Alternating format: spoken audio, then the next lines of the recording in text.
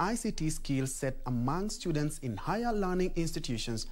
Speaking during the unveiling of the Huawei Training Center, ICT Principal Secretary Dr. Jerome Ochieng said the PPP model will ensure Kenya has a skilled ICT labor force that can help in repairing and upgrading the country's ICT infrastructure. The Huawei Training Center has been officially opened and will admit 1,200 trainees each year.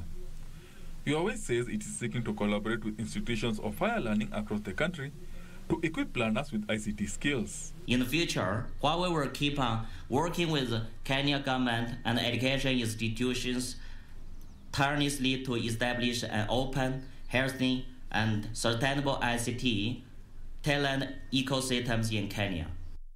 Dr. Ochieng says the government is keen on sealing more public-private partnership to strengthen the ICT sector through trainings to create a skilled workforce that can support and sustain a digital economy.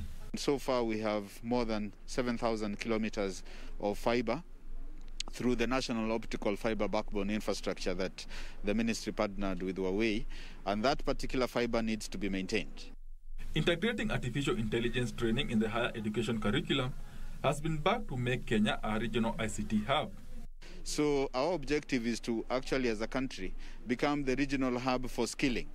And like I challenged my colleague from the university, that let's focus on how to train our people for the next generation of services that we require. We need to invest in talent locally and treat talent as the industry's most important resource. Players in the ICT sector are calling for the operationalization of the Data Protection Act to make Kenya more attractive to investors. Benson Rupa reporting for Channel 1 Business.